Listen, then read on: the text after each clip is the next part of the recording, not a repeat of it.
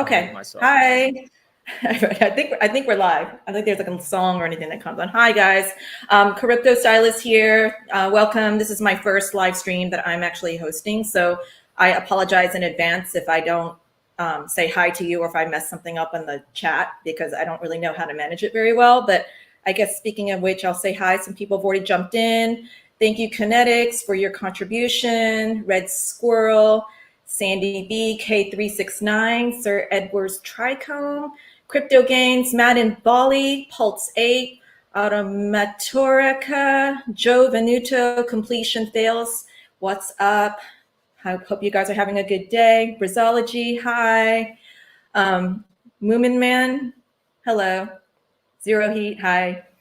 Okay, so I wanted to introduce, today we have a really special guest. This is John Wick. He's a fellow Hex Asian. And I'm relatively new to the space, but I would say that John was probably one of the first influencers I saw because you did a stream with, I think it was a stream with RG3 that you did. And it was, and I just thought it was really interesting because I felt like he had a very different perspective on things because he comes from a traditional finance background. So he has that whole, the way that he approaches finance is very much with this whole, I guess, you have a fiduciary duty to like really be careful about how you express things. And there's a responsibility when you're talking about money and investing because it's a very kind of sensitive and very volatile and potentially can be very, profitable, obviously, but can be also a bit, up and down, and just to prepare people for that journey. And it's interesting because he doesn't show up very often, but you picked your moments, John. Like you picked right after a big payday, during the 2021 conference in January with Maddie Allen, and then during the Pulse Chain sacrifice. And then so it'll be interesting to see kind of what you see as especially noteworthy and interesting about this moment in time during the Pulse X launch. I'm sure, So, but I think maybe it would be good if you just introduce yourself and then just talk about how you got into Hex. I don't think I've really heard you talk about that very much on stream. Yeah, sure. So just my background, I'm in finance. I run a private practice in financial planning and asset management. So I help individuals and business owners and families plan for things like college education, retirement, and the insurance side too. Some trusts, some estate planning stuff. So yeah, I'm intimately involved in people's lives and their financial lives, which is obviously one of the most important things in people's lives and the thing that most people like assign their self-worth to the most. So it's like, it's obviously very emotionally charged for a lot of people.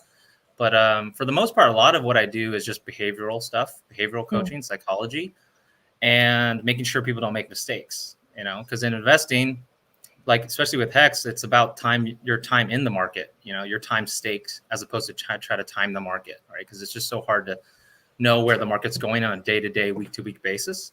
But if you have some long-term, big picture macro ideas that and thesis and hypothesis that you have, and that's kind of how I invest, just generally. I have these long-term macro theses, and then I try to find evidence to see that it's playing out or if it's not. But for the most part,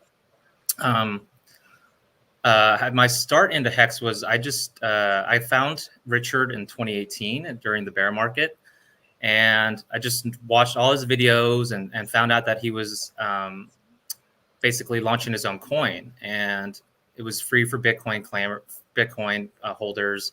And I've just been intimately involved in the whole just Telegram chats and talking about the game theory with Richard and all the Hexicans. And I'm pretty involved in the trading chats, and I'm an admin in some of the other chats. So just I'm anything I can do to help the Hex community and educate people. And hopefully my whole thought process is I want to help educate Hexicans people so that they can eventually come to the conclusion themselves and do the right thing for their financial lives, which is staking long-term, laddering for most people. So that's kind of where I'm at now. And Hex is just the performance of it, the memes, the gifts, the community, all the people I've met in Vegas, you yourself, the Discourse Syndicate people. So it's just cool to like have this community and a lot of smart people to just talk about crypto with.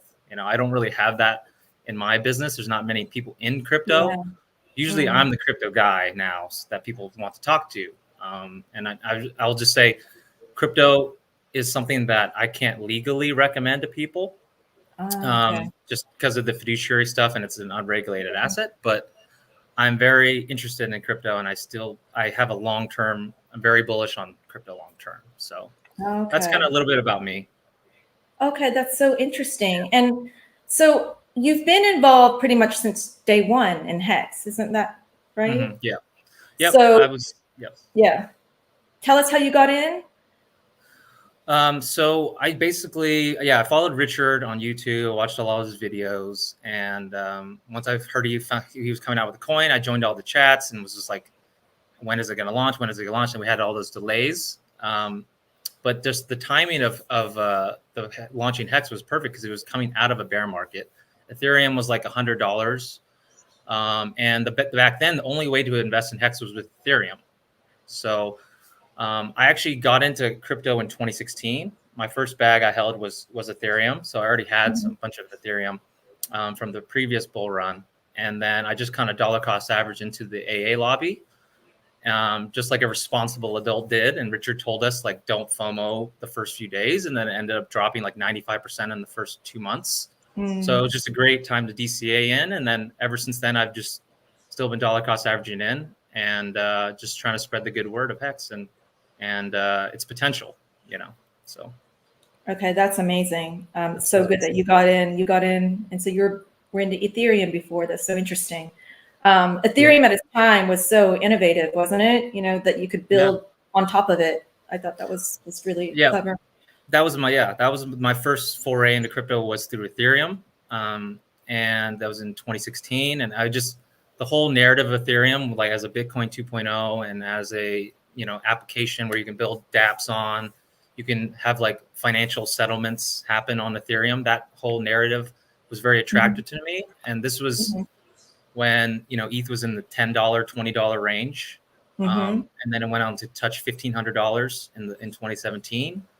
But then it went back down to $85. So just a reminder to everyone that if, we are in the bear market now, 80%, 85% drop is definitely not out of the question for some of these large caps, even though they have great fundamentals and it's a different market than it was in 2017. It does still seem that, we've seen a lot of the similar top signals as 2017, 2018 as currently.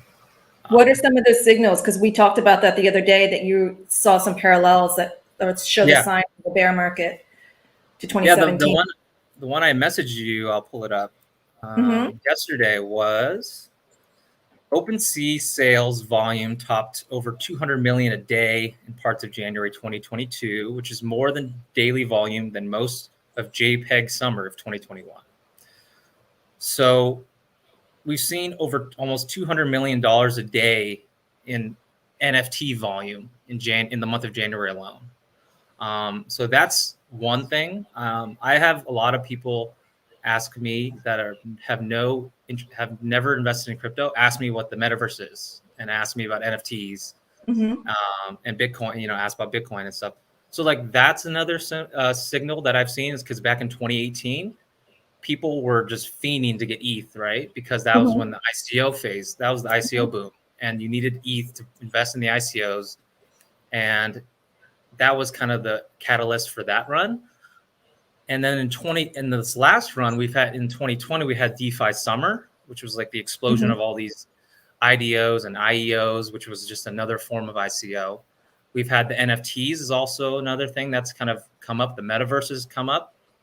For example, on the metaverse stuff, I'm involved in some of these investment platforms where you like accredited and non-accredited investors can invest in like startups and stocks and private equity. And these companies, they'll have like metaverse in them, or they'll have like crypto in them, and they will sell out in like weeks, 50 million, 10 million, 15 million. So it's like, if you just attach crypto or blockchain or NFT or metaverse to your company or stock or your, or just a crypto project in general, they're raising millions of dollars instantly. There's so much froth and so much capital that's that's on the sidelines, and just everyone's so rich and wealthy right now that all of these speculative investments are just getting so much capital. And that's exactly what happened in 2017 with the ICOs. So that's one of the things that I'm looking at as far as the top signals, the NFTs, the real estate, the metaverse stuff, and just so many normies, hitting me up about crypto that have just no experience. And now, since people are getting rich on it, that's where everyone else gets the FOMO and is jealous. So then they want in, and then that it just exacerbates itself. Just kind of. Okay. Yeah. So you think that this is like really strong top signals, and that this could be a sign that we're going to go down from here? Well, I'm not going to say we can go down from here, but there's just a lot of signals. The market has bounced really strong from, ETH, I think, hit almost 2K, and now it's over 3K again. So the market is looking really strong. But if going back to my history with 2018 bear market, you had some pretty impressive pumps even during the bear market, right? Because it's not like the market just goes straight down in a bear market. It doesn't just die forever like some of these altcoin charts. Like they'll have some relief pumps, and then you have a dip, and then relief pump dip, relief pump dip. So that's also another thing that reminds me of the top signal is just back in 2018, everyone just kept saying we're back on, nothing's changed, the bull market's still on. And that's what people are saying today still. There's a little denial that we may be entering a bear market. So those are just some of the things I will monitor. And then lastly, that just came to mind is the Grayscale premiums. Bitcoin Grayscale premium is like negative 20, 25%. Ethereum is like 30, 40. Ethereum Classic is like 50. So these Wall Street products are trading at such a massive discount, whereas in the bull market in early 2021 and 2020, these were all trading at premiums, 10%, 20% premiums. So if the premiums are just super off, and that's usually not a sign of a bull market. Usually if there's premiums on these products, that's usually a bull market. So that's another, and Richard's mentioned all these things. So also just kind of piggybacking off his expertise too. A lot of the smart people I know are bearish, and a lot of the normies are still bullish and buying NFTs and buying metaverse stuff. So that disconnect, that disconnect kind of scares me in a way. What about you? What do you think? I mean, I think that watching NFTs and what they're going for, and I feel like, looking at the volume of something like an OpenSea and the kind of, especially for the NFTs that don't have any utility attached, it's literally you're paying for the JPEG, which we all know in this community is very much considered not a great investment. It has to, in my opinion, I'm very nervous for people who put a lot of money in that kind of product. And I think it's very flooded, and I don't think there's a lot of value. And the next round of NFTs that are coming up, and all the talk is about what kind of utility is attached. Like, for example, in fashion, do you actually get a physical piece of clothing with it? Or do you get access to a runway show? Or do you get some kind of access to an archive? Or do you get your name on a plaque in a museum because you're investing in a piece of art? Are you helping to restore that art with the money that you're investing, and you're a part of that process? And there's an ethos behind it, not just paying for a really expensive JPEG, right? So I think that it will evolve into something where you give value through the utility, but it's for those who have invested in, the first kind of round of JPEGs that are really expensive and you don't have any utility.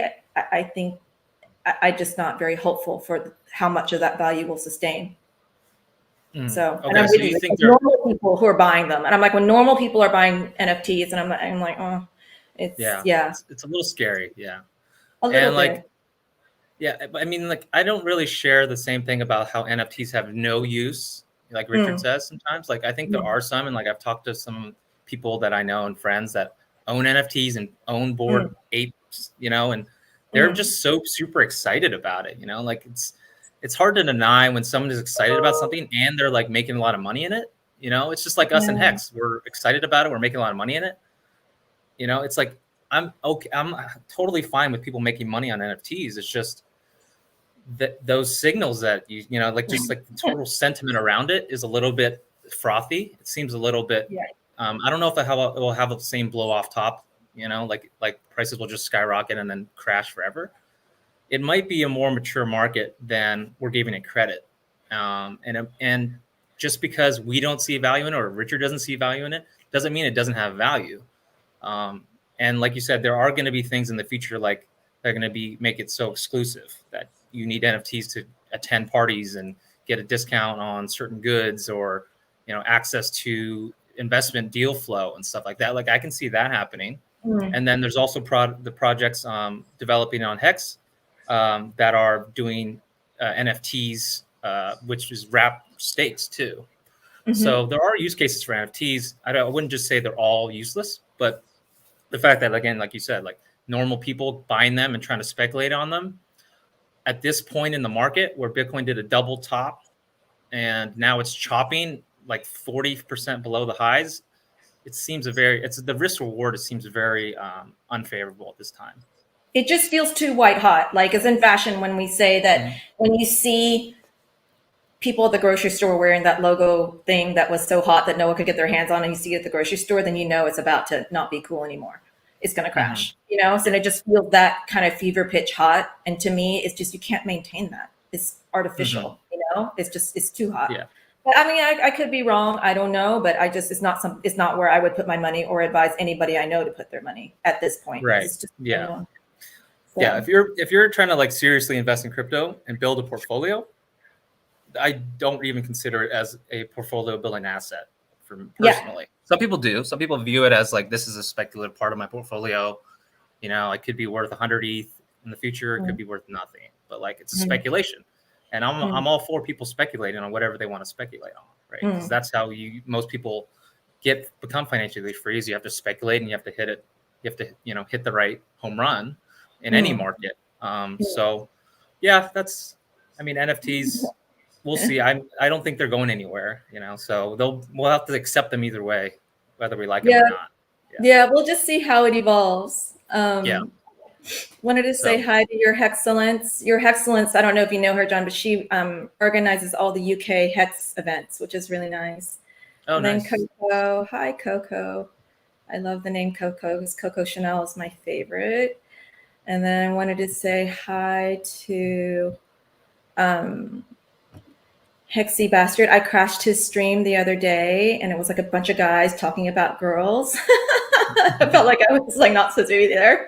And Wales, NFTs are just receipts. Marketing is the only differentiator. Yep. I hear you. I totally hear you. And then I wanted to say hi to Crypto Panda. Hi, Crypto Panda. So, but John, I wanted them to talk about, because I think a lot of people don't know this about you. You're a part of it. I know you don't want to position yourself as an insider because you don't work formally within on a dev team or anything like that. Obviously, you have a day job and you're very busy, but you are part of a very elite group that is like a think tank for Richard, for Pulse. Can you tell us a little bit about this group that you're in? Yeah, sure. It's just like it's a Pulse game theory chat for PulseX, the inflationary token. So it's just like it's a collection of OG Hexicans, Pulsicans that have built up some social capital over the last 2 years. And it's just a place for Richard to throw out some ideas or to test some theories or experiments. And then we kind of like just give him some ideas and back and forth about like, okay, maybe if you do it this way, it could be better. What about if we add this feature to PulseX, or what if we add this feature to the inflationary token? This will help it the price, add pumpamentals and reduce dumpamentals. So that's kind of like what we're focused on, is like, how do we just improve the game theory of some of these systems, since they're still being incubated and they're still being developed right now. Like Richard has a dev team for Pulse, and he has a dev team for PulseX. Well, what they work on is ultimately what Richard decides. He's the project manager of these projects. So he's kind of directing what they're focusing on and what they work on. We're just kind of here to throw some good ideas out there, and hopefully one or two of them will stick. But for the most part, Richard has everything down, and he's very careful with what he does. He likes to look at the history of projects in the crypto space and see, okay, this project did this. This is why it worked. This is why it did, or this is why it didn't work. And we're going to do it differently, right? So, like for example, he chose the fees very carefully on PulseX, 0.29 right? So he basically just like undercut the Uniswap fees. So that's like a differentiator. And then he's doing the buyback and burn, which is taken from the Cake token on PancakeSwap. And then I'm sure he has some aces up his sleeve on some other game theory stuff, or like the PulseX staking. That's another. Yeah, what are your thoughts on that? That just Yeah. came out like recently on a post. So what has been kind of, I guess, the buzz about that within your group? It's a single-sided staking, so there's no risk of impermanent loss than when you do farming. So if you were to farm 2 tokens, you could basically end up with one or the other, and you may not want one of those tokens that you got, or the other. That's what impermanent loss is. But with the PulseX staking, as far as we know, and this is still, I think, something that's subject to change, but it's a single-sided taking. So you basically just lock up PulseX in the contract or in some vault of sorts, and then in exchange for that, you'll receive the inflationary token. So it's as if you're farming PulseX without the risk of impermanent loss, and it just gives PulseX another use case, another narrative for people to buy it and hold it long term. So it's a pumpamental. And also, some people are going to highly value the inflationary token. So it's a way to just generate yield and income. It's another passive income strategy that may be good for people. Some people may be not good for some people, right? But it's all about like risk management with farming and liquidity providing. So this is just another option for Hexicans and Pulsicans to use that are a little bit more conservative and don't plan on selling their PulseX anyway. So you might as well get yield on it, right? I think that's the rationale behind it. But again, I don't know all the details of it yet. It was just based on that Richard tweet. He hasn't said much about it in the Pulse chats. Historically, John, incentive tokens, from what I understand, they increase quite a bit in value historically. Yeah. What is your opinion on that? So I just looked at the charts of like PancakeSwap, QuickSwap, some of the L2s and the other L1 Trader Joe's, some of the L1s and the L2s, and they all seem to do very well. Now it's hard to differentiate. Is that due to the bull market in crypto overall and just the speculative hype, or is that fundamental value being created and then users are finding value there, and then they and then they're getting more value locked up, and then it's just kind of like you get addicted. So it's tough to tell which is what, but for the most part, these coins, and I've experimented with some of them on farming, they've done 100x, 1000x even, like in that range, right. 50 to 1000x. Yeah. And these are not the best platforms. They're glitchy, they're slow, they're sometimes the sites go down, and even those coins have done really great. So one of the pumpamentals that these coins try to put in is they'll have similar to Bitcoin, they'll have a decreasing inflation schedule. So when it first launches, they'll have really high rewards because they want people to lock up their money in the new system to get the inflation token. So a lot of the times the inflation token will start out really high to try to get liquidity and value locked in the system. And then it'll slowly go down like a Bitcoin halving. The inflation rate, it's still inflating a lot, obviously, because you have to inflate to pay the rewards. But the rewards will go down over time. So let's say if your pool initially got paid 100 inflation tokens every day, it might become 50 in a year or two, and then 25, and then 12 and a half, right? So that's like kind of the program pumpamentals. It doesn't necessarily directly affect price. It's just it's a narrative that'll maybe hopefully get people to hold the inflationary token longer or farm it or just not sell it. So everything that Richard is thinking about is geared towards how do my projects, how do my coins not get sold and encourage staking or buying or holding. That's all he really thinks about, because his whole self-worth is tied up to the success of his projects. It's clear, right? He's pissed when people talk shit about it. He's happy when people give him, talk well about it or are nice to him. And we can talk about the next topic was in the last few weeks, maybe a month or so, the OA has added $25 million of bid liquidity on Uniswap version 3. So clearly he's trying, not he, but the OA is trying to protect the long-term trend line which is around 18, 19 cents, 17 cents, and absorbing some of that sell pressure because we have some pretty big wallets unloading right now. He's absorbing some of that sell pressure, which is then going to those strong hands, right? So just like how the OA daughter addresses have never sold or done anything, they just basically sit there and boost market cap and APY. My presupposition, my assumption is those hex that gets dumped into those bids is not going to ever be sold again too. So it's almost like those bids are like sacrificed, and that hex is never going to touch the market again. So, so yeah, that's the most exciting thing that I've seen in hex recently, is that support, that price support, and then the second order effect is those coins once those bids are hit, that's just more scarcity being created for the hex price and long-term health of the system. We were talking the other day, John, when you were telling me about this chain analysis that you had done on the OA, that no one ever talks about this, like the limit orders, and then the 10 million moved, like the bid wall, that he moved the bid wall up. You talked about that as well?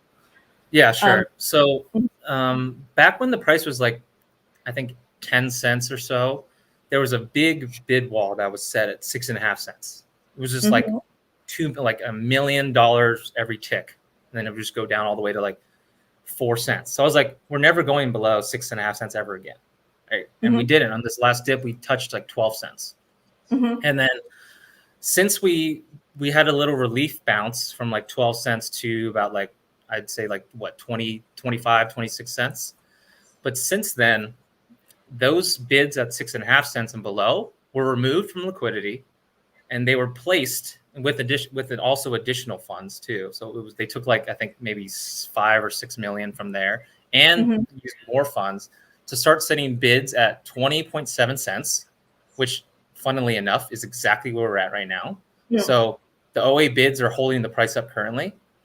And all the way down from 28.7 cents all the way down to like, I want to say 8 cents. So we have a huge bid walls, and each tick, each like maybe half a cent, there's another $600,000, million, $500,000, $700,000. So in order to break that wall, you would need a coordinated dump from multiple dolphins, sharks, maybe whales, all at once. And what's the likelihood of that happening? Very unlikely. Yeah. And also, if that were to happen, that's also not considering people that are going to market buy if it did get that low, right? So there's a lot of buy pressure that's not in limits that would buy if the market did hit 15 cents again or 17 cents, right?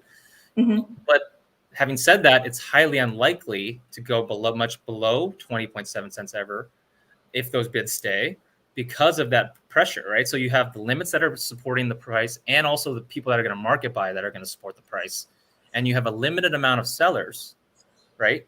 Most people are staked, and the OA controls most of the supply too. So the supply just keeps shrinking and shrinking and shrinking and shrinking. The liquidity is still low. So you're making, if a big person wants to sell and market sell, they're basically going to, sell into those bids, and then they're going to move the price against themselves, not as much as it was if those bids weren't there. But essentially, we have a limited downside right now and an unlimited upside potential, right? So like our downside may be 5, 10, 20% maximum if there's a coordinated dump. But on the upside, there's no cap on that, what the price can do in the future. Right? There are limit sell orders, of course, along the way. So you need a lot of buy pressure to move the price up. But relatively, right, if you're just comparing the bid side versus the ask side, the bid side heavily outweighs and closer to the price too.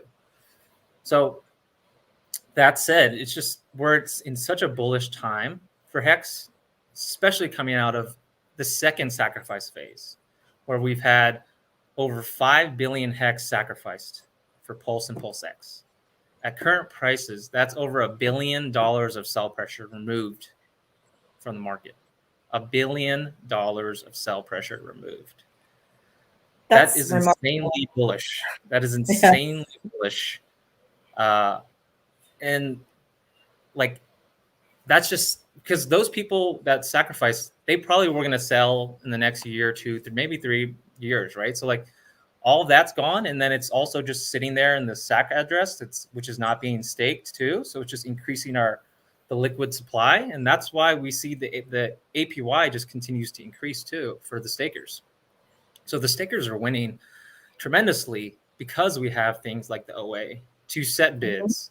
Mm-hmm. And the OA also protected Hex early on in the adoption amplifier greatly, significantly, preventing arbitrage, preventing bad actors, right? Like when someone has the largest supply of the token itself, they have the most control over the system.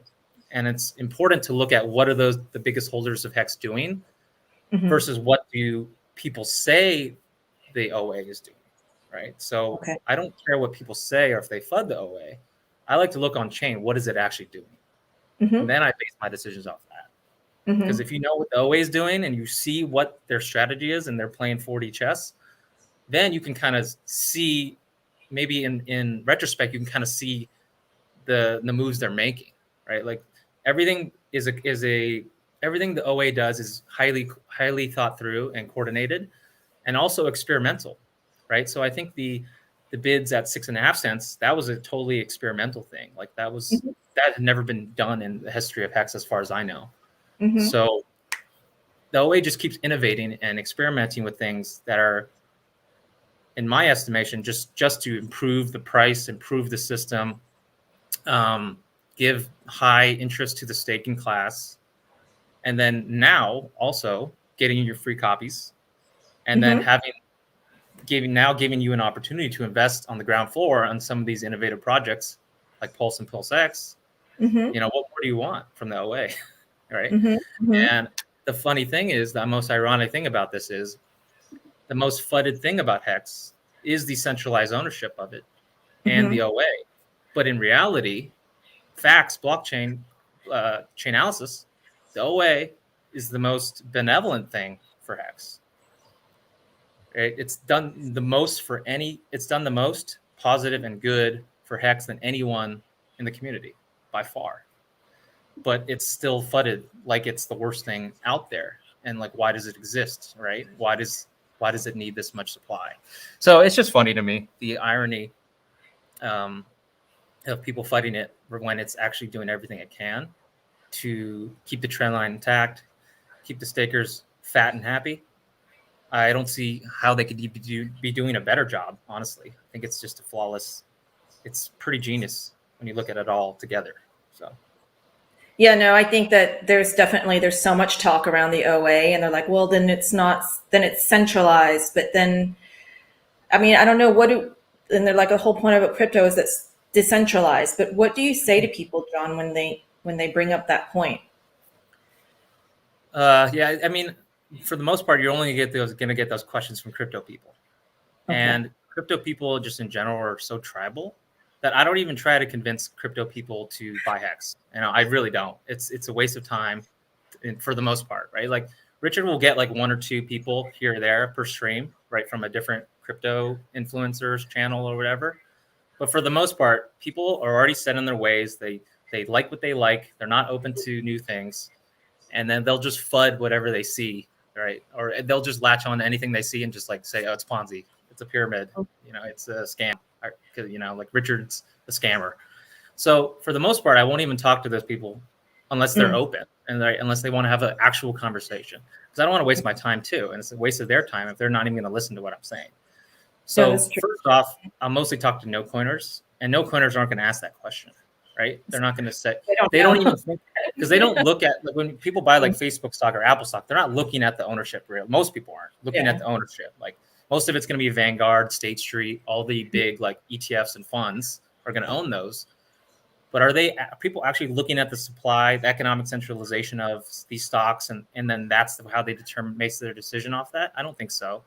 So I'll just try to educate them that someone that holds the vast majority of the stock or the cryptos you always have to look at what those people do with those coins and what they're like. If Elon was started selling his Tesla stock, that would be very important to know. Same thing with Hex or Pulse.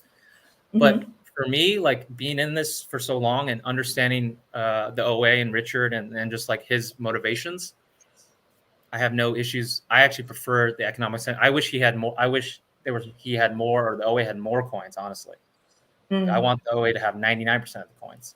But it's just about like the economic centralization argument Richard makes is very on point when he says like the things that have done the best are the things that have basically owned, like the De Beers analogy, like diamonds, are those do the best.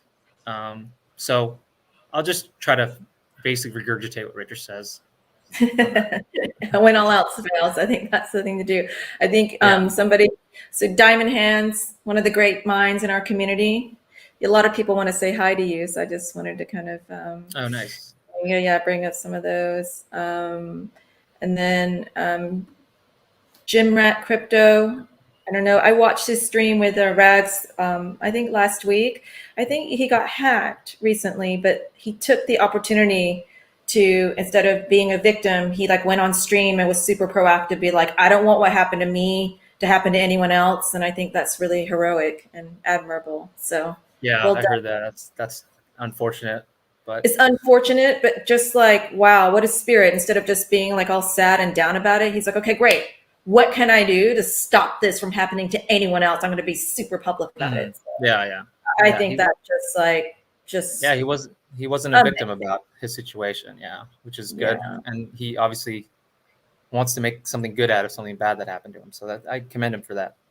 Yeah, absolutely. We've seen, like, so you have to take security so seriously in Hex. You just basically have to treat it as maybe you're just getting in the last month. But if you put $1,000 in, $100, $500, treat it as if it's already 100x up. Treat it as if it's millions of dollars. Treat your security as if you're already there. As if you're already immensely wealthy. And then because that's the goal. So don't use $2 security practices when you're managing millions of dollars. It doesn't make any sense, right? So just wanted to remind that, because like it's happened with Hex 19, he got hacked, so it does happen, and it's always unfortunate to hear. So yeah. John, you're not on Twitter. That's correct, right? You don't have a Twitter? No, I'm not on Twitter. Okay. Just Telegram. People need to reach me. Yeah. Okay. And then Hub 1254. John Hex is a legend. See, you have so many fans. And then my groupies. See. Yeah, you have a lot of groupies. They're like all here for you, which is so cool. There's some weirdos that are like popping up here too. So okay.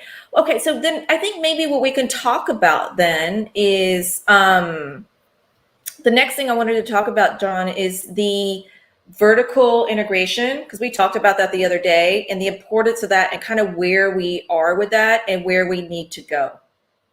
Yeah, I mean, that's it's awesome. So Richard always mentions like vertical integration in basically in his ecosystem now, and I just love that concept and that like the way he talks about it, because when like startups or stocks, or just a traditional retail or brick and mortar business, they usually are, if they are vertically integrated, they'll basically tell everyone, because they're like so proud that they're vertically integrated, which just essentially means like you own like the whole supply chain and the distribution chain, so you don't have to go through a middleman to distribute your product, sell your product or good or service. So when it comes to the Richard Hart ecosystem, we'll be vertically integrated once we have Pulse, which is the chain, the highway to use all these assets. Pulse X, the exchange to swap and generate value, and obviously all the trading stuff goes there. Hex is the store of value, the long-term hold, store of value, staking, yield. And then I believe he's also going to create a MetaMask replacement, although that's not urgent, he said, because it still works pretty decently. And then fiat exchanges. So fiat exchanges and the wallets are the main things. My biggest thing to see Pulse succeed, I want to see a fiat exchange directly to Pulse. Because if you have if the network costs are going to be so low, as long as you can get fiat to Pulse, directly to Pulse, kind of like how Polygon Matic has direct fiat on ramps to there. And that's why that chain has done really well and gained a lot of traction in the last couple of years. If we have that, it's pretty much game over. Because then people will be able to buy directly from their bank account to Pulse. And then once they're in the Pulse ecosystem, they can transact for fractions of pennies. So we just need to be able to get fiat dollars onto the Pulse chain. And from there, we can just basically absorb a lot of economic energy. And what's the holdup? To me, that's so obvious that we need to do it, but clearly it's difficult to do, or it would have already been done. So what is the thing that's stopping us? Is it because of goes against it's regulatory. Regulatory. It's regulatory. Yeah, it's regulatory, licenses, compliance, stuff like that. Like the legacy market doesn't like crypto in general. Like they're more open to it now, but there's kind of like the marijuana business. Like if you're a crypto company, they don't really like to have banking relationships with you, right? Because crypto is directly competing with banks, right? Like when you're a Hex staker, you're the Fed, you're getting the interest, but you're also the bank because you're getting fees from penalties from other users. So we're just like crypto is just a direct competitor to banks, so they don't like to, and also it's unregulated for the most part. But those gates are slowly coming down. So I think just the biggest hurdle is the regulatory risk. But I know some people are working on it. I know for sure. And some of the Discourse guys I talked to, they're working on like a Grayscale competitor too, which would be great. That would be another phenomenal, just vertically, I guess it's not really vertical integration because it's not like a crypto per se, but being able to buy a Hex trust or a Hex asset from your Fidelity or your E-Trade account, to me, that is one of the most bullish things that I've heard in a long time. And that's one of the things I've wanted to see in Hex since the beginning. It was like, when are we going to get either an exchange traded fund or a trust or some sort of asset that we can, because boomers don't want to use MetaMask. They don't want to sign up for Coinbase. They don't want to learn how to send money to this address and learn use how to ledger or Trezor. It's just too much for most people.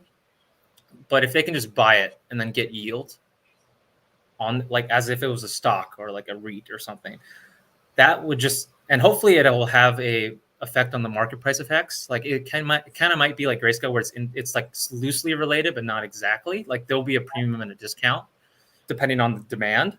But I just think that that's going to be a great way to absorb supply too, right? If they can absorb supply, buy it on the market, and then lock it up for 555. However they want to do it on the back end is fine with me. But as long as they're actually buying crypto and buying Hex inside it and then staking it and then giving the yield to the users, that's just an amazing. That's Grayscale on steroids, because Grayscale products don't pay yield, but this would. Right, and the yield is. Do you think I don't know yet. The yield is going to be high. It's going to be high. Do you think that it's going to make? I mean, to me, listening to this, I think this is a game changer for Hex. I mean, it's just going to add so much volume. But how do you feel about it? You're closer to this world than I am. Well, the Grayscale gets a lot of volume, right, on theirs, just because they're one of a handful of providers, and they also advertise a lot. They have a huge budget. So I don't think the one that I'm mentioning, the Discourse one, would have the same marketing budget as Grayscale. So this would be more of a grassroots kind of like peer-to-peer, friends, family kind of thing, I would assume. Okay. And then as time progresses and as Hex becomes more mainstream and more, I guess, just in the global consciousness, then maybe we'll see some large volumes going into it. But I don't think that would happen right away. I think it's going to take time to ramp up. And obviously people want to see track records too and legacy. They don't like to just jump into something and then say, oh, this is a great strategy, but where's the track record, right? Understood. Past performance is important. Obviously, it doesn't predict future performance, but a lot of people go off that in the Yeah. traditional world. Yeah. Yeah. So, Yeah, that much I know. Yeah. So Joe Venuto has a question. Would it be a USA only or a worldwide fiat on and off ramp? I think they would have to be separately created. I think there's different rules in like Europe than the US. So I think maybe we would probably have to create one, or someone would have to create a US one, and then also like a Eurozone one, and then maybe, I don't know, Africa one, Asia, who knows? Like, I think this is still like the Wild West, right? When it comes to crypto is still in the Wild West, from a development standpoint. So who knows, right? Like, I know people are working on it, and I know people with lots of money are working on it. I assume that it would have already been here by now, but I'm assuming that just it takes a lot longer than expected. Legal stuff, lawyers can always cause hiccups and regulatory stuff. So we shall see. Hopefully this year is my hope. Okay. Yeah. Crypto Vince says hi. Hi, Crypto Vince. What's up, Vince? Okay, now there's a lot of talk, obviously, because PulseX is in the sacrifice phase and the Pulse chain is going to launch. And we talked about this as such a hot topic, but Pulse chain versus PulseX. And there's like camps that are like more bullish about one than the other. I'm excited about both, to be honest, but I just wanted to kind of get your take on talking about when you talk about both. Yeah. So I think Pulse X is on everyone's top of mind because just the sacrifice phase happened recently, and more money has been flown into that. That's partly also because like the price of Hex has gone up too. So like people during the Pulse sacrifice were sacrificing around like 12, 14, 15 cents, and for the Pulse X, people have been sacrificing in like the 20s, 30 cents even. So like that naturally is just, and also since the most sacrificed coin. So just from the price appreciation, that's maybe one of the reasons why Pulse X has raised more money than Pulse. And of course, we have yet to see the OA SAC for Pulse X, but I believe Pulse ended around 14 billion, which I sent you one of the streams. I mentioned that the OA was probably going to SAC, which it did. Like that was incredible, John. That stream, you basically, before it happened, you're like, this is what I predict is going to happen. The OA is going to invest between this amount and this amount. And everyone else on the stream was like, what? No way, that's so much money. Like, no, because the ratio, he's going to keep the ratio. And he did what you said. It was actually remarkable. Yeah, it was pretty wild. Yeah. I think I said 5 to 10 billion he would SAC. And it ended up being like 12. Yeah, so it was a lot. It was a lot. But for Pulse X, I assume the same thing will happen later in the phase once the volume bonus is gone, because the OA they structure it so that the OA doesn't want to affect the volume bonus for their regular users. So my assumption is they will, because also Pulse X will be a DAO, and I'm assuming the OA wants to control the DAO. So it's pretty much a no-brainer that they will SAC. I think pretty much everyone's accepted the fact that it will SAC, especially because we saw it for Pulse. So everyone's expecting it now. So that nothing new there. But just from a high level, Pulse is essentially ETH 2.0. And I sent you an article earlier this week too, saying that Vitalik basically said, he said a couple of things, but he said that it might take 5 to 6 years for ETH 2.0 to fully be rolled out. So that means all the features like proof of stake, the sharding, and all that stuff. So that could take 5 to 6 years. And so Pulse hopefully will be here in a couple months. So Pulse is essentially front running ETH 2.0 by a lot. And we've already seen that all these Ethereum L1 competitors have done really well because of the fees, because of the congestion in the network. So I think Pulse, and the people that I talk to that are either getting into crypto or already know about Pulse, like they immediately understand Pulse because they understand ETH, and they're just like super excited about Pulse, right? Because it's like Polygon or Matic, but on steroids, because where everyone's getting free money. So obviously I'm bullish on Pulse. It's just, I think since all that time has passed, I think people have kind of cooled off a little bit, and it's not on the top of their mind. And also like the users in Pulse X has rapidly increased from like a few thousand to like 45,000 now. So is that enough on Pulse, or do you want me to continue on Pulse, or we can go on to Pulse X? That's interesting. I mean, I think the for me, the takeaway from the article was basically Vitalik was saying there's no way, it can't be faster. This is the time that it's going to take. Otherwise, we're sacrificing security. So just deal with it. Oh yeah, like, it's right. Yeah, the block. It's never going to be cheaper. It's never going to get better. And he actually came out and said that. I'm like, wow, that's a way to sell your product. Well, he basically said they're not going to reduce the block time. So that, I mean, that's super bullish for Pulse, right? Because Pulse is already 3 or 4 times faster block time wise. So we're already going to have a huge competitive edge there, right? And obviously the fees are going to be way lower than ETH. So just like all these things are lining up so perfectly. And if we go back to the bear market talk, if we are in a bear market, then Pulse and Pulse X are going to be launching in a bear market too, which is usually bullish for price, right? Because if the prices can be start lower, or that's what Hex did, and it did great. And so did ETH launch in a bear market too. So yeah, everything Vitalik's been saying is pretty bullish Pulse, but more people are bullish Pulse X because it's more recent, but also because of the buyback and burn. It just clicks in people's minds that, oh, this is going to be like Uniswap. Oh, how much volume does Uniswap do? Billions a day, right? And then they just extrapolate the math on $1 billion in volume a day. How much is that going to pump the price, right? So it's easy to do moon boy math on Pulse X. I think that's why too. Pulse is just like, we're just waiting for it to launch, and like no one knows what price is going to be. Whereas Pulse X is like, go ahead. Doesn't Pancake Swap have buy and burn too? I mean, I know it did as well. So, and it was the effect. I mean, I know that the increase was like 150 to some people have measured it up to 230, I guess, depending on where you're measuring the bottom from, which is a really nice return, but that's different. People are quoting different numbers for us. Yeah, Pancake Swap does do that, but they also don't differentiate their inflationary token with the buy and burn. So in this system, Pulse X will be the buy and burn, and the inflationary token, which you get for being a farmer, liquidity provider, is a separate token. So that's also the innovation with Pulse X and the inflationary token. It's like we took what Cake does well and the price did well, but what if we don't reward people with Pulse X, right? Because that would be the traditional model. Would be just, okay, give them Pulse X. It's easier, right? We'd be able to roll out faster. Yeah. But Richard, again, looking at the pumpamentals and the dumpamentals potentially, he's like, why don't we just have the inflationary token be the one that's paid out? That one can have other use cases, maybe like, who knows, like rebates or discounted trading or other things.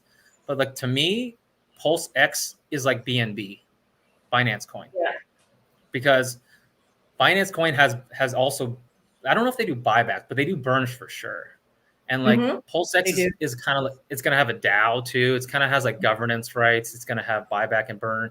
You're going to be able to farm it. It's like the coin of the ecosystem of the exchange. So like, to me, that's the best analogy is Pulse X is BNB. Pulse is ETH 2.0 with free airdrops. That's what I'll tell most people. So it's like, are you more bullish on ETH when it first launched, or are you more bullish on BNB when it first launched?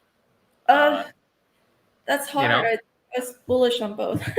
Yeah, exactly. You can be bullish on both and own both and be fine, right? Like, you don't have to pick sides. You can just own everything and then be happy with when one of them pumps. And then if one of them dumps 90%, you can buy that dump, right? But going into the fork expecting something is it's high risk, right? Expecting a dump of some asset, because we just don't know, right? There's 10,000, 70,000 stakers that all have free will and can do whatever they want with their coins in a decentralized manner. You trying to predict what everyone's going to do is very difficult. It's very difficult, and it's also stressful. So do you really need to add that stress to your life to try to gain another 10, 20, 30% more coins? Yeah. With the risk of maybe losing 10, 20% of your coins? Like, it doesn't seem like the reward is there. But I know for sure that a lot of people will be selling their eHex at the fork. I know that for sure. And I mean, we'll see what happens. We'll see what the whales do once eHex dumps. That'll be very interesting to me. What will the God whale do? What would the largest holders of Hex do? Well, When can't let it fail. They've staked for so long. They hold such big bags. There's no way to let it fail. That's how kind of my insurance for EX. It's like too much in it, and those guys have too much money and too much power to say, oh well, just let it go to zero. Like that's not gonna happen. And then I will also be curious, like what happens to the bids on the ETH side, right? Like, will the OA split bids on the Pulse side and the ETH side, or will they just keep the ETH side, right? So there's all these things to look at, and it's hard to determine until it all plays out. It's just all, but it's fun to speculate. It's so fun. It's fun to like think about which ways they're going to go. But okay, so I just like this quote from Brizology. Vitalik is waiting for Pulse Chain to launch, and we'll fork it and call it ETH 2.0. That was funny. And this one's funny too. Rumor is John Wick is the OA. I'm not the OA, definitively. Why do you think we're friends? Just kidding. But I respect the OA greatly. That's funny. Okay. So between P-Hex and E-Hex, that's like the whole, another huge debate, which you've already kind of touched on. But I think really no one knows. It's just got to launch. I'm bullish on P-Hex because I think that that's a really big opportunity. Also in terms of onboarding people, it's going to be a lot easier to onboard onto P-Hex because it's just not so crazy expensive. It's just easier. But it's going to be interesting to see how those two play out. Yeah.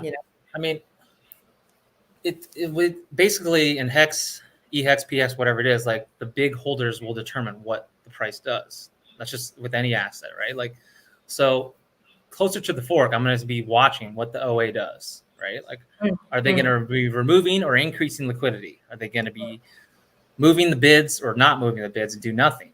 Like, those are very important factors in what may happen, right? So until moves are made, it's all just like a guessing game. But like, just from a fundamental perspective, Pulse is going to be a superior chain. It's going to be cheaper for smaller to mid-sized users. When you onboard, just ask yourself, let's say you have another dollar cost average chunk that you want to put into Hex. What side are you going to put it on? You personally. You don't have to answer, but what would you put it on? I'd say most people would say Pulse, even if they already have big ETH Hex. So if that's the case, then sure, Pulse Hex, and Richard's even mentioned, like Pulse Hex should outperform EHEX in the short, medium, and long term. But will that happen? Who knows, right? Like Pulse is also a brand new chain. And yes, they're testing it a lot, but putting all your eggs in a brand new chain is high risk, right? Like selling all one asset and putting it onto the Pulse side, that's pretty risky. If there were a chance that something happened to Pulse or there was some glitch or some, thing that happened, do you want all your funds on one chain? Like with ETH, with having them both sides, you're a little bit more diversified as far as like your chain risk. And then also, I always mention this every stream. If ETH 2.0 is successful and it's launched and it goes great, more likely than not, it will be a contentious fork. So there'll be two chains of ETH. So you'll get a third copy of your Hex. So that's why it's you can sell your ETH Hex side, but you may be missing out on that third chain too. But who knows if that'll have value. It'll be fun to see. So Hex Huddle says that RH doesn't want to see cheap Hex on either side. I've heard him say it. He said that, but he's also at the same time he said that Pulse Hex should outperform or most likely will if you had to bet. So it's the liquidity. What happens with the liquidity on the Pulse P Hex side is what I'm very interested in, right? Like, is it going to have the same liquidity? I know that they're going to try to trade in tandem, right? Like he's going to try to make it so that they are very similar in price, at least to launch, but then they will diverge, right? And then what will happen when they diverge? So if P-Hex liquidity is higher or lower, that will affect my bullishness or bearishness on each asset too, because we don't want P-Hex to be too liquid. if it's not liquid enough, then you're just gonna have crazy volatility, which could be good or bad depending on your vantage point. So there's just so many variables that still have yet to be decided, and that I'll be looking at, and hopefully we'll have more insights in closer to the fork. What are going to be the things? So when Pulse Chain launches, we're all going to be watching it very closely. But what are going to be the specific things that you're going to look for when it launches? So just the liquidity of each asset, the richer assets like Pulse, PulseX, like, because all the new coins, like what are the pairs going to be? What are going to be the primary trading pairs? I'm going to look at which communities are moving over to Pulse, openly and non-openly. Like, are they displaying that they're coming over, or are they just doing it in secret? How much money per day is being bridged over from ETH to Pulse? Yeah. How much is being bridged from Pulse to ETH? Are the free claimers just taking their free money and then bridging back to ETH? Or are they actually staying and farming, right? Are they using Pulse as a new traded, place to trade their value? Or is it still, do they still just see the only safety and security in the ETH chain, right? Because like ETH is proven, they know that ETH is an asset, it will retain value no matter what. A lot of the assets on Pulse, it's question marks, right? Like, what will happen to USDC? What will happen to DAI? What will happen to US Tether? What will happen to all the PRC20s that are just basically know that no one really trades, right? Like, will Link on Pulse have zero volume, or will it have millions of volume? I'm curious to see that. I have no idea, right? So those are the metrics I'll be looking at. What about you? I mean, the first thing I'm going to be looking for is watching P-Hex versus E-Hex. That's going to be really interesting. And then it'll be interesting to see the activity, like you, to see who comes over. So like what projects come over publicly, secretly, what projects launch, and what the quality of those are. Because it's really going to be important. The network is only going to be as good as its users, right? And the amount of its users. That's going to define the quality and the volume, right? So I think that it's important to stay very close to it and really kind of foster and support the projects that we believe in, that really kind of represent the kind of things that we want to do, and that can really go into, be successful and really, support those projects. And I would say that it would be interesting to see with yield farming, and how active people are with that when they have that, half the pair for free, if people really react to that. Because if they really react to that, then I think that, and really use that, which I don't see why they wouldn't. The only reason why they wouldn't is because they don't know about it. So, but what that will do to PulseX and to Pulse Chain, it's going to be, it's a matter of just how many people can you get to participate, and how frequently. And so it's like watching that closely, like you said, like the money that's moved over from ETH to Pulse and vice versa, like tracking all these metrics and just seeing, okay, cool, then what can we as a community do to kind of push along the areas that are not hitting as much as we thought would, and then the areas that are really, really hot that we thought weren't, then what else can we do to bring over? I think that we can, as a community, really react and help this, be successful. Yeah. I think the easiest thing that people can do now is just tell other communities that they're going to get free money. I think with Pulse, Richard's trying to hit people with greed to get them over, right? Because humans are just incentive-based creatures, right? We just work off incentives. Incentives are everything. They're built into capitalism. They're built into like how we do everything.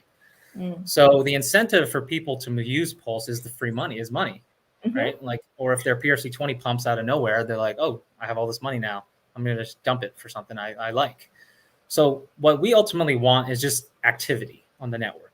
Activity on Pulse will cause more fees to be burned over time, will increase the network effect, Metcalfe's law, network, the adoption, just word of mouth, telling other communities about it.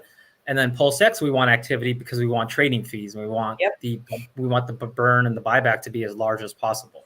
Yes. So it's up to us to try to get those communities that have, or at least tell people about it who have never heard about it, and then just reiterate closer to the fork that, hey, this is actually going down. Like, you're going to get free money. You're going to get free P Doge and P Shiba. And, you know, what will those things, well, again, one of the things I look at is, will those things actually get adoption, or is it just going to be people get the free money grab and then bounce, right? And then never touch the chain again. So I think that the way that you get them is through the greed. You get them to do the liquidity farming. They get addicted. They see their inflationary token increasing every second of the day. They keep compounding their returns. Every time there's a trade, you know, we're going to get the buyback, burn. And then one of the things that I haven't seen many people talk about is, and this is also a conversation we had with K4K in the Pulse group chat, the game theory chat, was, yeah, so when people trade Hex or PHEX on Pulse X, those will be collected as fees, right? Like those, it's just like any other pair that will go to that address, which has no expectations, the buy and burn address. Well, what if Hex, Pulse X, Pulse, the fees for those coins are just held in the wallet forever and never used to buy back and burn? Because if those are all built up, that's sell pressure on it, right? Because if Pulse X is collected, Pulse is collected, PX and EX are collected, and a lot of it in this wallet, those assets may never get sold down, while all the other coins in the Pulse X exchange will for Pulse X. So that's what, if I had to bet, I would assume that that's going to be the case. And if that's the case, that's just more scarcity for Hex and Richard Hart coins and more pumpamentals, while like using the other fees on the other coins to pump Pulse X. It's kind of a genius system, right? It's kind of like a sacrifice. Since you're not supposed to have expectations, it's kind of like a sacrifice wallet too, in a way. If that's the case, who knows? He might, or the OA might use those coins too to also buy back. But since it's not an automated thing, they have options, which is pretty fascinating to me. I wanted to say hi to Hexican Girl. She's my UK buddy. And also I wanted to say hi to, where did he go? I wanted to say hi to Cabana Crypto, because I know that you guys are full circle for you guys, because you did the stream. Oh, here he is. You did the stream when during Pulse Chain launch, and now Pulse Chain Sacrifice, and now you're doing a stream during Pulse X Sacrifice. Yep. You guys are united. Just nice. Yeah, I got to get back on Cabana's show. Yeah, I know. His show's fun. He's always like on a beach. Oh my gosh, that's so really aspirational. He's like flexing. Someone on the chat said there will be no P Doge. That's correct. I thought Doge is not an ERC20, right? Yeah, it's not an ERC20. Never mind. Okay. But Shiba, I think Shiba is. Oh, Shiba is. Yeah. I think it is. Yeah. It'll be P Shiba. Yeah. Yeah, P Shiba, no P Doge. Yeah, unless they bridge. Yeah, I don't even know. No, they won't. Okay, I have a question for you. So I get this question a lot, and I really want to know what your answer would be. So I have a lot of people who are like no coiners, right? Who don't understand crypto, and they come to me and they're like, okay, I have $1,000 that I want to invest. How should I do it? I mean, because there's a lot of things they can do, right? At this point. Yeah. Where would you hypothetically, this is not financial advice, but hypothetically, if someone only had $1,000? And well, that's just one part of the equation, is the money. The other question is, what's their time horizon? Do they need the money? Does this hypothetical person need the money anytime soon, or is this just like a? Let's say no. Let's say it's money that they can just burn. You know, like they're okay. Here's money. It's a bonus or whatever. Take it. Well, I wouldn't sacrifice for Pulse X now, just because of the rate. I'd probably put it all into Hex now to get the copy. I would ladder it. Okay. Split up due to the fees, maybe do 2 stakes, even though that might be pushing it unless you're doing it long. So maybe do 2 stakes, 500 each, like, who knows, 5 years, 7 years, something like that. You know, like I would just get your Hex position and start to build that, because you're going to get a free copy on Pulse. So that's like you're basically, if you take the hex price now, 20 cents, you divide it by 2, you're essentially buying both hexes for 10 cents each, if you want to look at it that way. And then from there, I would just save up some money and then have some powder ready for the launch, and be ready to buy a dip in Pulse, Pulse X, maybe the inflationary token, maybe some PRC20s. But like the core of your portfolio is a store of value, which is Hex. And since Pulse is over, Pulse X, the ratio is so much higher, I'd probably just do that. Okay. That's good advice. I think T-shares, getting your T-shares now and getting the share price locked in, because the share price has gone up a lot in the last 6 months. So getting that in now before the fork, I think, is very good. And if this were the Pulse X, the beginning of the Pulse X stack, then I would say sack some for that, maybe some percentage of it.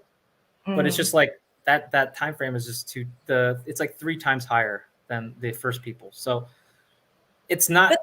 It could launch higher for everyone, right? Than even at the sacking today. But are you willing to take that risk that it is? Because you're going to have other people that are, if it does launch higher, they are way lower, so they have way more gains than you. They're more likely to sell. Like it's just harder to make money at this rate. Even with isn't there a multiplier on the last few days? Even with that, could it possibly be? Because I know a lot of my friends missed it, and I'm like, yeah, I'm with you. I'm like, I don't get into it. No, for the pulse sack, it was okay to do that, but for this one, since it's the length of time, just means there's more increases, 5% increases. Therefore, the rate is just going to be a lot worse by the end of the volume. By the time the volume bonus period kicks in, it's going to be too high, much higher, even factored in the volume bonus. So unless the hex price goes to like, I don't know, 60, 70, 80 cents, then it might make sense. You have to do the math. But right now at 20 cents, no, I wouldn't. Okay. Yeah. No, that's good advice. That's really good advice. Is there anything else that you wanted to bring up, John? Yeah, we could talk about onboarding. I know you. Oh, yeah. Let's talk about onboarding. Let's talk about onboarding. Yeah, we can talk about onboarding. I was telling you a few days ago, like I tell people like that are just getting into crypto that most of them hear it Bitcoin. The first thing they hear about crypto is Bitcoin.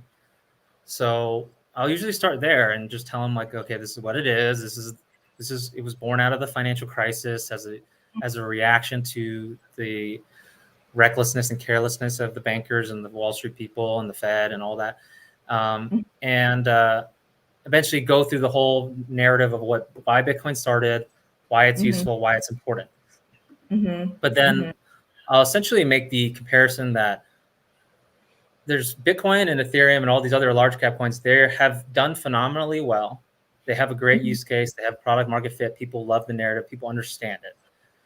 Once you get to that point, then I'll tell them, okay, however, Bitcoin's great. Ethereum is awesome. They've done great. They've done 10,000x plus, way more for Bitcoin and Ethereum. But buying Bitcoin now, 13, 14 years in, is like buying Apple stock today, right? Like Apple stock is Apple is a great company. Has tons of cash on its balance sheet, way too much cash on its balance sheet. It still sells millions and millions of products every month. It has great fundamentals, has great use case. Everyone understands it. The analogy for the Apple stock is also just the market cap of it and the liquidity of it is so large. It's $1 trillion asset. Liquidity is so large. Every major institution owns it. It's hard to move the price of Apple stock up 2x, 3x in a year. All right, it might take a decade for Apple to 2-3x from here. And not to use the same like numbers on Bitcoin, I think Bitcoin has much more upside potential still in the future.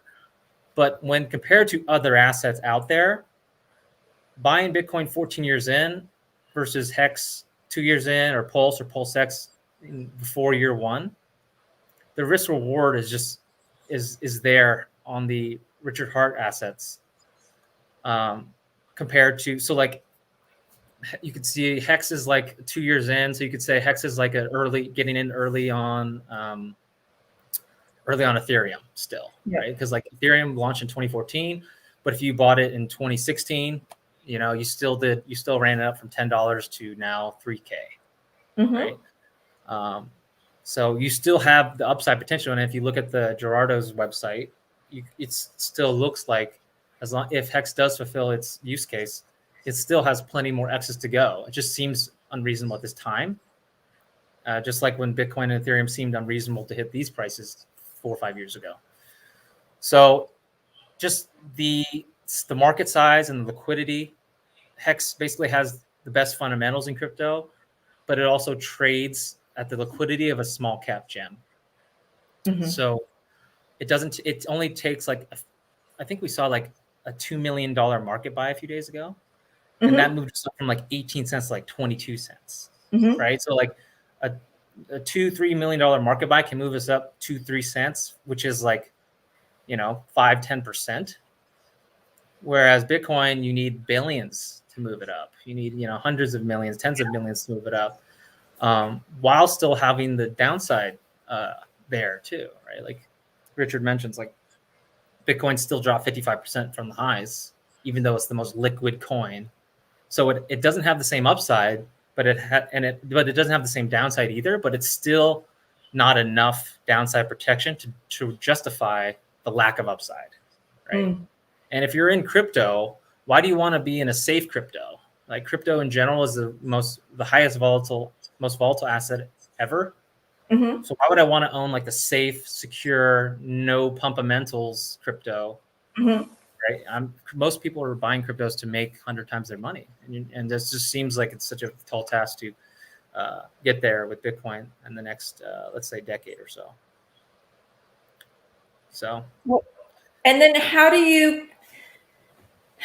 My biggest challenge is that people read the negative press, you know, and then because I guess Hex is even within crypto is so unknown and it's relatively new, but it's just been gate kept. So, and it's not on major exchanges. How do you convince somebody that it's legitimate? Obviously we know it's legitimate, but to somebody on the outside, they're like, that looks funny. That looks weird. That looks like a scam. You know, I don't believe in that. It's not on Coinbase. I mean, you get all this pushback and there're just some people I just give up on, but I just want to figure out how to like, I guess, perfect my pitch so I can like have something really good to say back to those people.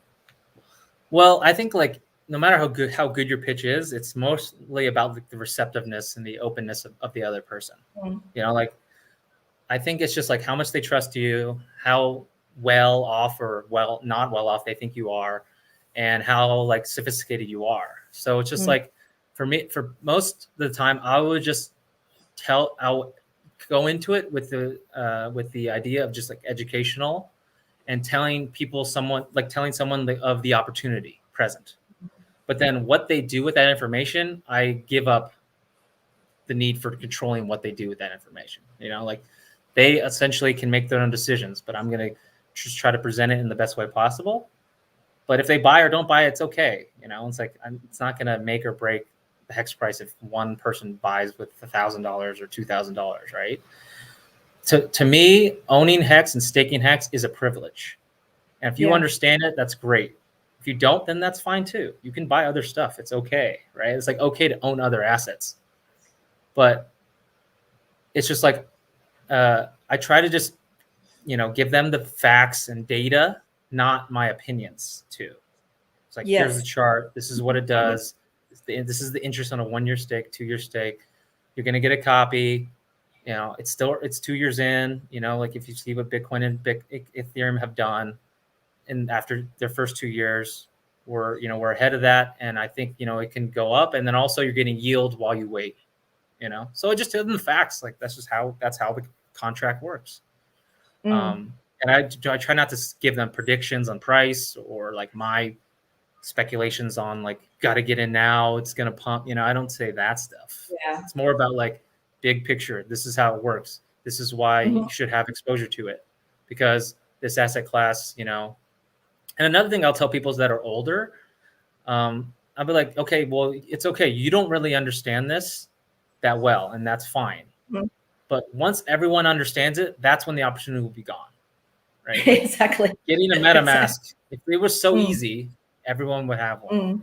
You know, getting a ledger and creating Coinbase account, linking your ledger with your MetaMask and then staking and end staking and all that stuff. Like once everyone can do that seamlessly and everyone knows about it, then that's like when the opportunity will be gone. It will become Bitcoin at that point, right? And we'll just be trading at who knows what, and maybe the volatility will die down. But until then, you know, we're still the liquidity is so low. We're still trading as if we're like a small company, right? But like, what other cryptos have the sacrifice stuff and the OA and the staking mechanism, right? So it's we have better fundamentals, but also we have the trade, you know, the liquidity levels of a small cap gem. Why do you think that Hex hasn't really caught on and doesn't have a lot of users in Asia? I It's a don't hard know. question. Yeah, I don't know. I could just speculate. Like, I think that most people in Asia they like Tether a lot to like transact. Good, like I use it as like a currency. I don't spend a lot of time in Asia anymore, so I don't really know like I can't say like I'm not there, so I don't know like what the crypto sentiment is like. But I think they just like they're not really. I don't know. They don't really like do much staking. I don't see many Asian people get into the staking coins. Yeah. I think maybe just because like Hex is, it's like you get rich long term, but like I don't know, it's a long term product, but you also can get rich very quick. So it's weird. I don't know. It's a good question. I would love to see. I know you mentioned it to me. I would love to see more Asian people from in the U.S., in UK, all over Europe, and also in Asia come. But I just don't see a lot of outreach in those communities, and I think they also ban everyone that talks about Hex too in the like other chats and stuff. And they're not listed on any major Asian exchanges. Yeah, I think Yo, that yeah, thing, that it's too. just not visible. It's not visible, and then there's not a lot of communication. I mean, I'm working on creating content that's all got subtitles and that kind of thing. So, but which I think will be really important. But yeah, it's just to me, it seems like I was surprised because I thought that it would have caught on there because to me, it makes sense, and you can make a lot of money. So I mean, that in and of itself. Well, and also Richard is a very polarizing person, and let's just be frank. A lot of Asian people don't trust non-Asian people when it comes to finances or other things like that. So maybe they don't trust Richard, or there's a lot of negative press about Richard everywhere too. And yeah, it's listed on Bitmart, which isn't really Asian. HitBTC, Poloniex. Yeah, like there's no like a lot of Asian user exchanges like Bybit or anything like that. OKX. So I think it would take that, I think, for a lot of people to get eyeballs on it. But I don't see that those exchanges listing Hexen anytime soon either. So, I mean, if they want to become financially free, they should learn about it. But it's just a matter of getting in front of them and getting their attention, keeping their attention. I don't know. I don't speak either. Yeah, I So. think for RH it's all about the storytelling because he's actually exactly the kind of person that Asians really admire. He's a childlike genius. He taught himself to read at like, I don't know, like a really young age, and he's Mensa. He's technically like really a genius, and he's self-made. He came from nothing and built his own businesses, and that's like every Asian's dream is how he's done it, and he's done it so well. And I think it's just about the storytelling. I think is just really important. He's given some really great interviews, like with Lin May. That interview was really good. The interview that you liked with Kitco that you told me to watch. Yeah, that was a really good interview. Yeah, I just did you watch that one? Figure it was really good. Yeah. I think we just had to figure out how to put it together and start to kind of repackage the story in the way that we feel would be good for that market. Yeah, like the Kitco one, it helps that he's an Asian guy is interviewing him, and the Lin May one, an Asian woman is interviewing him. But yeah, the Kitco one, the part 1 and 2, I had a recent onboard tell me that he was super impressed with that one, and that's like my favorite one to share with people. Yeah, because I don't like sending the ones that like have all this stuff about like very esoteric things. his like opinions on a lot of controversial topics. Like, I don't think we need that when we're trying to talk about Hex, because like I just like content that specifically talks about Hex and like the game theory and the contract and the uptime and the price performance and the staking. But like all the other stuff is just fluff. You know, it's entertaining for sure, and it's a great resource for memes and stuff. But yeah, so I think the Kitco one for sure. If you want to send it to a sophisticated person, a sophisticated investor, that's the great one to send to. And Richard just is very on point and very eloquent with how he speaks, and he's not combative. You know, I don't like the combative ones. Again, are fun, but like when in my onboard, I don't want my onboards to see him like fighting with someone. You know, like, and then they end up like just thinking he's a dick or he's a douche, and then I have to like explain that he's not, or he's like it's not a scam. You know, like. I think some of the other stuff that he talks about causes people to think he's a scammer too, or just like shady. So listen, if you put a video of me and half the meetings I'm in my job, you would people would think I was such an asshole. So you know what I mean? Yeah. It's context. Trust me, I'm like hardcore. So it's just context. It's just context. You know, he's such a good guy, and I think he has, you know, he represents a lot of the values that I think Asians really live by and admire. So we just, again, it's all you're 100% right. Yeah. With like the values that he has, and that there's a lot of crossover with the Asian culture. But you know, we'll see. I mean, who knows if the Asian community will ever get on the Hex stuff. Like, you know, Hex is just very difficult to understand too for most people. And you have to be willing to put in the work to understand it and learn. So that was also attractive to me. Like first getting into Hex was just like learning the system and understanding the contract and the staking and the shares allowed you to get like a leg up on the competition when it comes to staking and like just getting more of the shares and how to do so intelligently while also giving yourself liquidity, you know, access to liquidity without like putting everything 10 years, 15 years out. Like that's a great strategy, right? It's like, and everyone in my, the conference, the 0 to 1 talk I did, like everyone could use a perpetual income ladder, right? Like who doesn't, when I think about like who needs Hex, like someone who's working like a 9 to 5, you know, has a W-2 job, needs passive income, or like needs to have a little bit more potential for alpha in their portfolio, like, you know, just like outsized returns over the risk that they're taking on. So it's just like, once you learn all that, once you go deep down the rabbit hole, then it's like the system rewards you for doing that rabbit hole dive. But a lot of people aren't willing to go there because people, you know, just people are lazy. They don't want to. They just want to tell me the TLDR of what I need to do, right? And then there's some onboards and people that are just like, do it for me, and then I don't care. I'll just follow on a staker, and then I won't even like. I don't need to know anything, right? But the use case for it, the value proposition, can be for literally anyone, right? A perpetual income ladder, a perpetual income stream. Who doesn't want that, you know? But it's just about getting, like you said, getting the context right, telling people the story, and just doing it, you know, having the conversation with some grace. It doesn't have to be like a fight or like, I'm better than you, you're dumb because you don't understand it and you don't own my coin. And we've done this, you know, we've gone up 1,000,000%. Like people don't want to hear that. They want to hear what's in it for me, you know?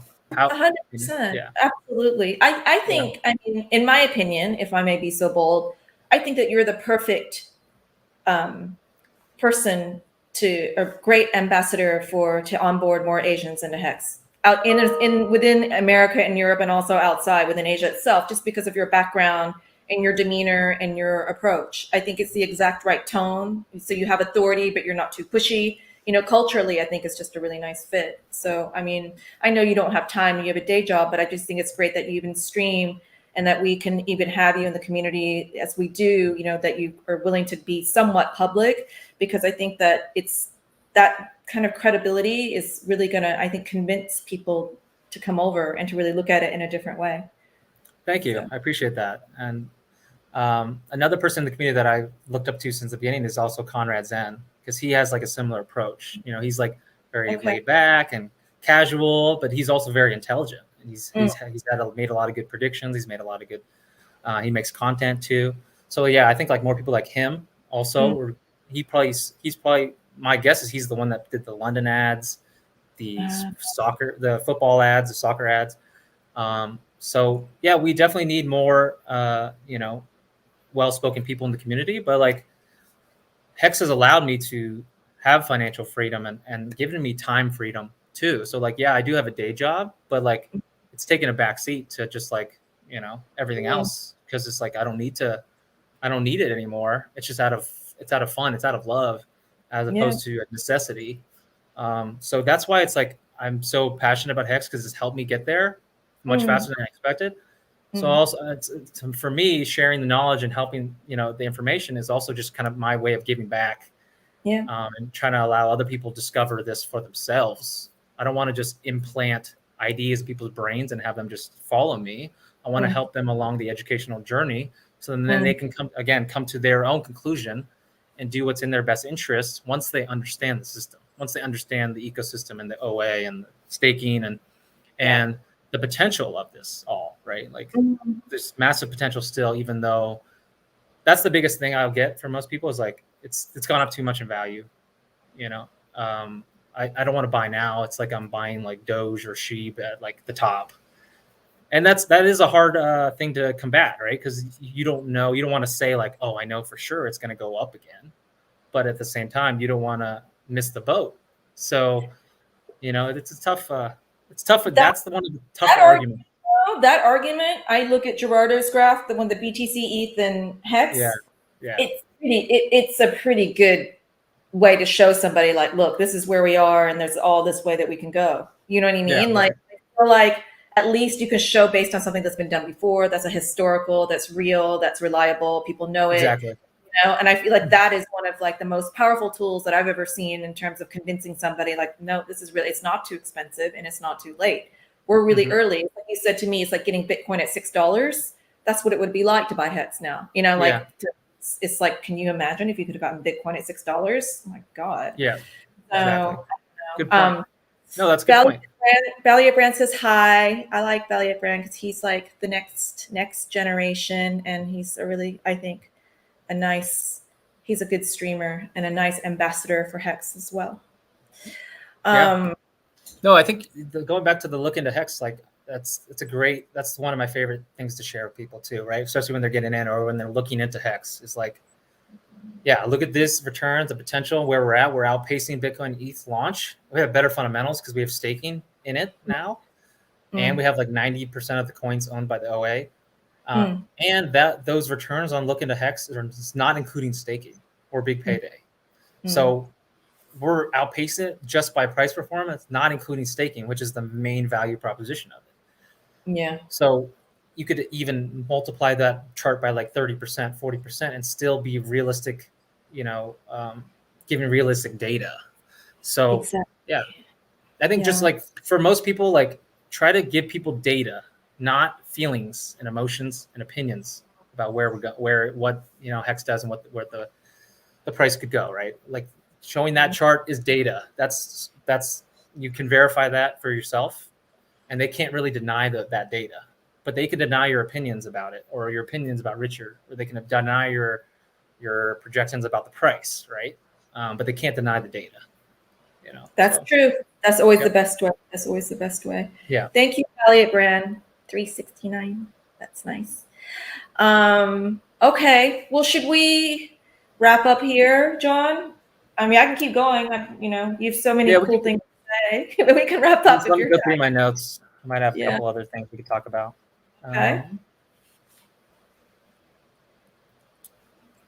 Oh yeah, we could talk about the 0 to 1 stuff. Yeah, I'm sure I think that's really interesting.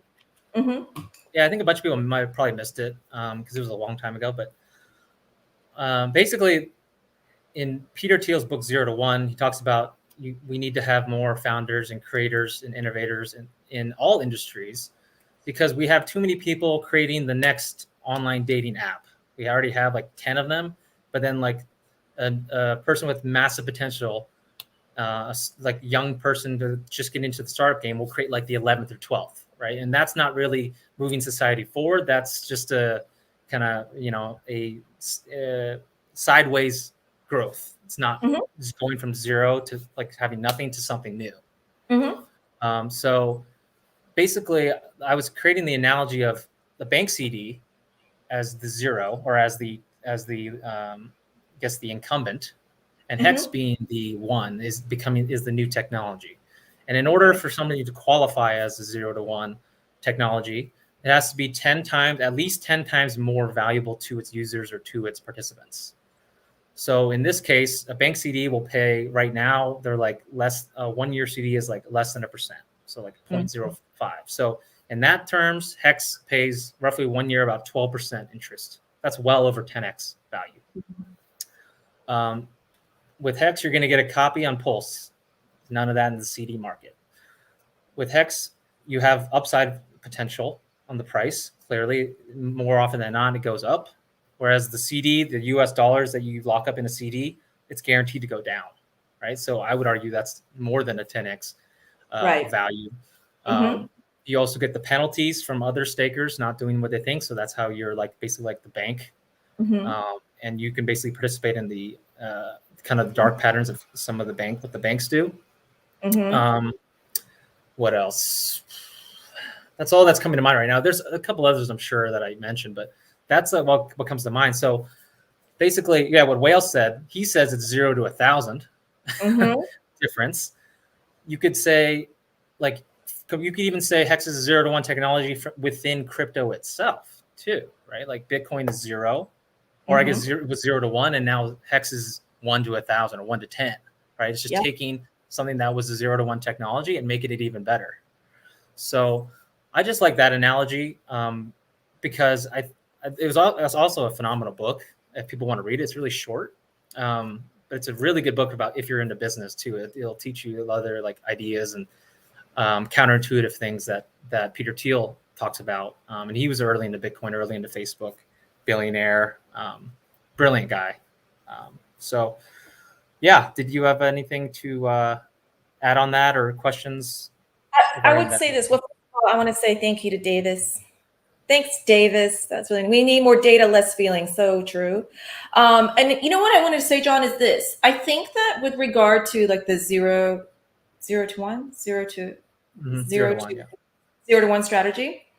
So for example, some people might say, well, Pulse is just a fork of Ethereum. But I think that maybe what I would say back to that is that Pulse, first of all, is faster, it's cheaper, and it's has like no impact or very little impact on the environment, so it doesn't wreck the environment. So and then it also has game theory that's like super innovative. So for example, the system state copy, I think, is a really, really important part of the Pulse chain, and like the whole theory about how to make it work. Instead of just opening an empty chain, you're opening a chain that's like filled with the ERC20s, copies of the ERC20 tokens, right? So I feel like, and also I think that in terms of adding the times 10 value, I think it does way more than that. Would you agree? Yeah, I think so. I mean, maybe not quite as much as Hex was when it launched, because that's a totally new thing. Like, putting a CD on the blockchain, or at least the CD parameters on a blockchain, that is totally new. No one's ever done that. Pulse, you could argue that it's not really innovation, that it's just copy paste, and then you tweak one thing to say it's innovation. That's what like a hater would probably say. Like Eric Wall would probably mention that. So I guess it's based on your perspective if it is or not. But the system state thing is definitely cool. Like how it's amazing to me how well some of these L1s have done with just launching totally empty. Like they've actually done a pretty good job. Like Solana and AVAX and others have done actually a pretty good job of bringing adoption to their chains, even though they started empty. So the fact that they're copying the system state over and everyone's gonna get free copies, and there's gonna be, I guess the 0 to 1 thing to me about Pulse is Pulse X, is the fact that like there's gonna be the fixer bot's gonna basically already provide liquidity for almost every major pair automatically. That is a 0 to 1 to me. Yeah. Because you're essentially just creating value for everyone out of thin air, with just printing money and doing all these very, very like, game theoretical plays. That's totally brand new. So in that respect, sure, I would say so. I think But also the staking, this that you can stake PulseX and then earn the incentive token, and that it's deflationary, and then the buy and burn. I mean, I think that's all. I think that combination of features makes it far superior to any other decentralized exchange that's been launched thus far. And I also think that the liquidity is going to be so high when it first launches because of what you were talking about. I think that that's going to really drive the way that the speed and the volume is going to, I think it's going to be much, much greater and much more dramatic than we've probably ever seen in another launch of a decentralized exchange. I mean, just from the number of wallets alone, because it took Pancake Swap, I think it was 45 days to amass 75,000 addresses. We already have 75,000 addresses from the sacrifice. So we're starting day one with 75,000 addresses. So day one, we're already 45 days ahead of Pancake Swap. So I think there's like all these other things that you can kind of like, I mean, that's not necessarily 0 to 1, but just in kind of, well, I guess it's all part of the game theory. The sacrifice phase is part of the game theory, right? And how to really kind of get people and hit the ground running. So I just, it's going to be so cool to see what happens when Pulse Chain launches and to see all this go into play, because there are going to be things that we didn't predict, you know, and like watching from Big Payday, your video with RG3 after Big Payday, and you guys are really analyzing certain things went really well, but certain things people were disappointed. And just, you know, now when it really happens, it's like, and people predicted and really thought one way and then went another way. And I think you're going to see a lot of that too. Yeah, we just want the speculation and eyeballs on what we're doing, you know, and the fact that we have that many users like sacrificers is definitely bullish for Pulse and PulseX. And also I know there have been pools created too. So that could also be an underestimation of actual users, maybe by a little bit, not by that much more. But Richard said many times, like people will only value something that they put economic money into, energy into, or time into. Yeah. So just the fact that people are sacrificing this much is great for just the speculative stickiness. And that's what the term that Richard used when Hex was launching, prior to Hex, speculative stickiness.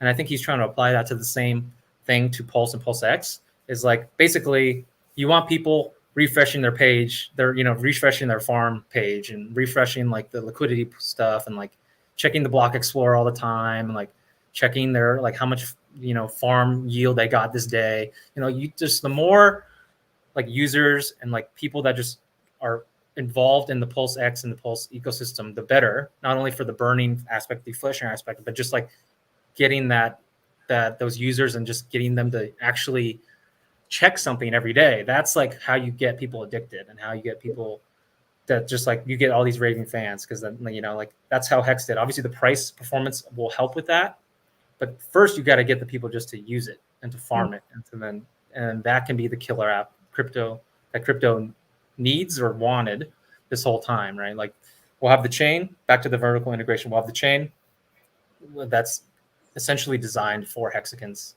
to succeed. We'll see about the fiat on-ramp, but we'll have the chain, we'll have the exchange, the store of value on both sides. I don't know what else more you need, for other than just like the fiat on-ramps and easier ways to get value out of Pulse, because like it might be a pain in the ass to constantly bridge stuff back to ETH and then ETH, swap and then Coinbase. There might be some issues there, but over time, you have to let things mature and let the ecosystem mature. And I think over time, we've seen in the last 2 years, 3 years, like there's all these cool things that have come out that we couldn't have predicted, right? Like all these streamers. No one predicted that all these streamers would come out, right? No one predicted like the conference, we would have Hex conferences live and in person.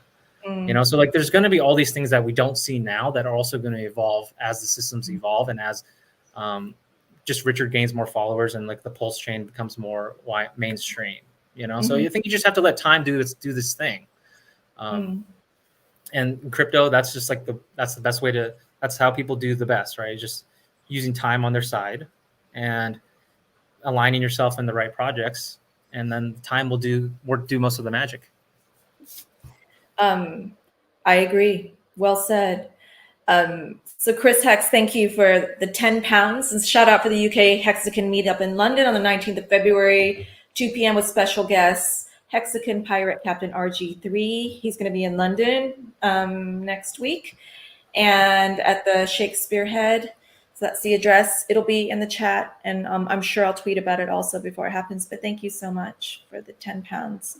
I think that even all the meetups, look at in Austin, did you see that there was like 150 people that showed up? That's a lot of people. No, I didn't see that. Yeah, it was 150 people in a video. The room was packed. Of course, it's still all guys. Okay. We're still getting there. In Vegas, I actually met a couple. Females, but definitely just mostly guys. Definitely.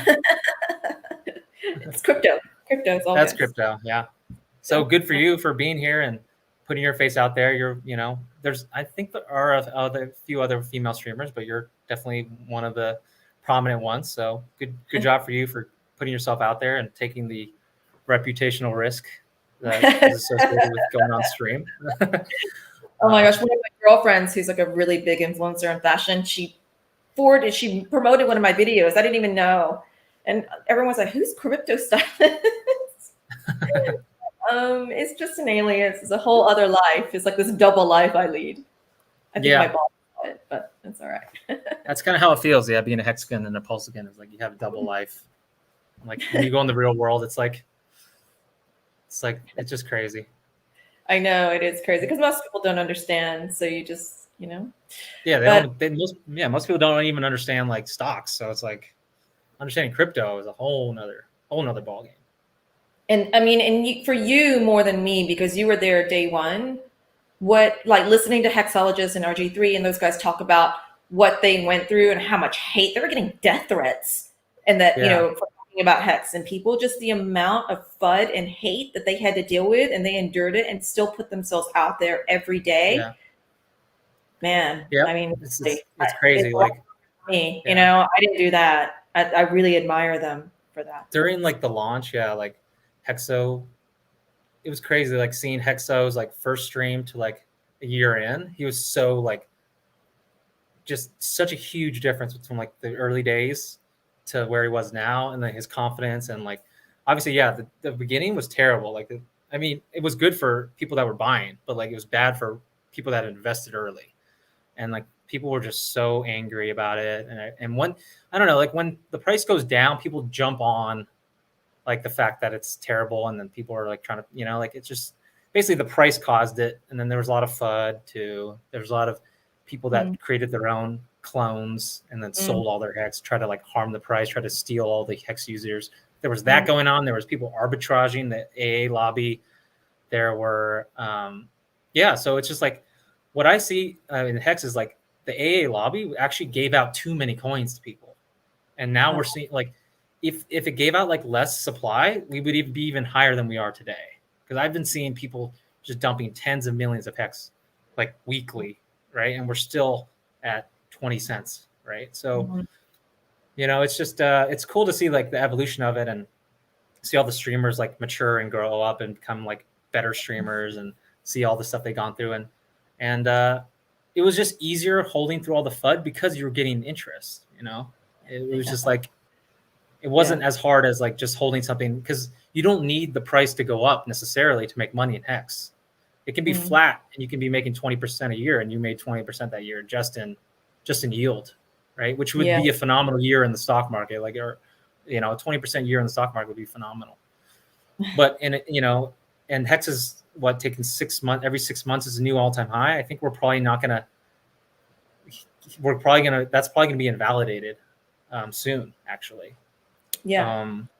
Just because a lot of people think the SAC phase is suppressing the price a little bit. But we also just have a lot of people selling. There's just a lot of big people selling. Some dolphins and some sharks are selling. So that will, of course, continue. And people are still printing inflation every day, too. So that will just continue forever. It's just we have to just withstand those dips. And thank God the OA is setting bids. And we're basically on a magic carpet ride at this point. Yeah, it's exciting. I'm happy. I'm so excited to be a part of it. So, Oh, and one other thing about the I just forgot to mention on the 0 to 1, the CD to the Hex comparison. The APY on your bank is locked in for the life of the stake, right? or not, sorry, not stake, the CD. So when it comes to the, once your CD matures, they'll ask you, do you want to renew it? And then the rates will change up or down depending on what rates are. But in Hex, if you're a long-term staker, so if, let's say 4 or 5 years plus, your APY will actually increase over time. Like you're getting more Hex per your principal, per your shares every single day.